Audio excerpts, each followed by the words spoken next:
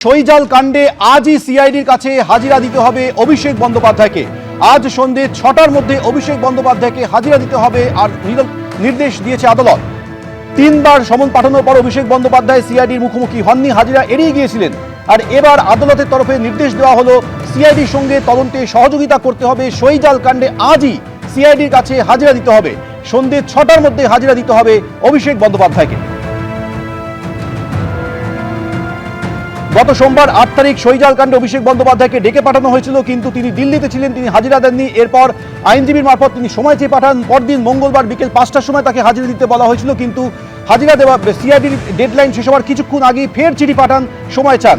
আর এবার আদালতের তরফে নির্দেশ দেওয়া হলো তাকে আজ সন্ধ্যে ৬টার মধ্যে হাজিরা দিতে হবে। বিস্তারিত বলবেন সৌভিক মজুমদার, রয়েছেন টেলিফোনে। সৌভিক, দেখো, অভিষেক বন্দ্যোপাধ্যায়কে আজকেই সিআইডির দপ্তরে অর্থাৎ ভবানী ভবনে হাজিরা দিতে হবে, সেই নির্দেশ মাননীয় বিচারপতি কৌশিক চন্দ্র দিয়েছেন।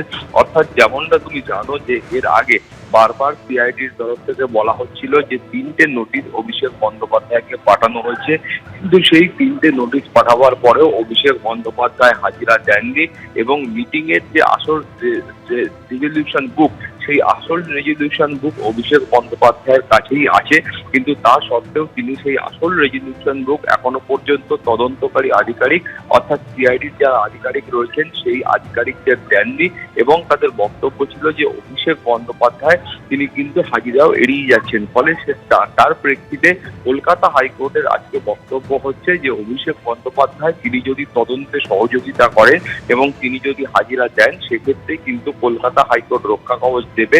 ফলে সেই মোতাবেক যখন অভিষেক বন্দ্যোপাধ্যায়ের আইনজীবীরা বলেছেন যে তিনি এই তদন্তের ক্ষেত্রে সমস্ত রকম সহযোগিতা করবেন, তারপরেই কলকাতা হাইকোর্ট তাকে আপাততভাবে ৩ সপ্তাহের জন্য রক্ষা কবচ দিয়েছেন এবং কলকাতা হাইকোর্টের বক্তব্য হলো যে আপাততভাবে এই ৩ সপ্তাহের মধ্যে এই মামলার ক্ষেত্রে অভিষেক বন্দ্যোপাধ্যায়কে সিআইডি বা পুলিশ তারা গ্রেফতার করতে পারবে না, সেই নির্দেশ আজকে কলকাতা হাইকোর্টের তরফ থেকে দেওয়া হচ্ছে।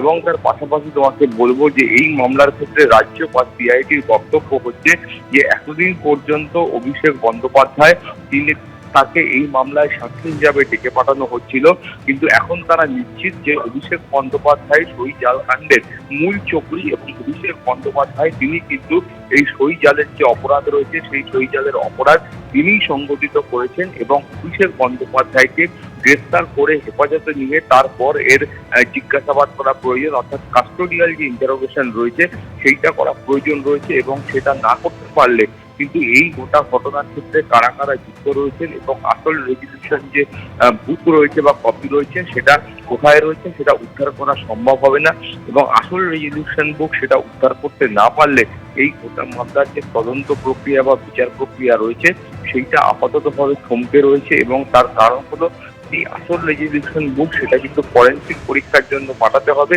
এবং বিধানসভার অধ্যক্ষের কাছে এই রেজলিউশনের যে কপি অভিষেক বন্দ্যোপাধ্যায়ের পক্ষ থেকে ফরওয়ার্ড করা হয়েছিল বা পাঠানো হয়েছিল সেইটা কিন্তু তারা সেই সময় খতিয়ে দেখবেন।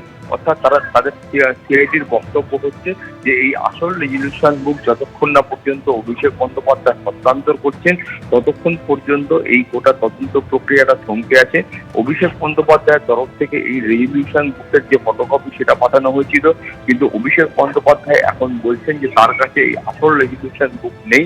অর্থাৎ সেখানে সিআইডির প্রশ্ন যে অভিষেক বন্দ্যোপাধ্যায় যে কথা বলছেন সে কথা ঠিক নয়, আসল রেজলিউশনের যে বই আর রয়েছে সেইটা কিন্তু অভিষেক বন্দ্যোপাধ্যায়ের কাছে আছে।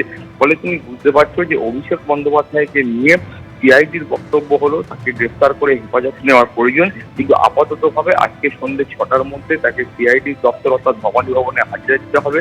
তুমি জানো যে অভিষেক বন্দ্যোপাধ্যায় এই মুহূর্তে দিল্লিতে আছেন, তার আইনজীবীরা জানিয়েছেন যে বিকেল ৪টের সময় দমদম বিমানবন্দরে তার ফ্লাইট ল্যান্ড করবে এবং তারপর সেখান থেকে সরাসরি তিনি ভবানী ভবনে যে সিআইডির দপ্তর রয়েছে সেখানে গিয়ে হাজিরা দেবেন। এবিপি আনন্দ, এগিয়ে থাকে, এগিয়ে রাখে।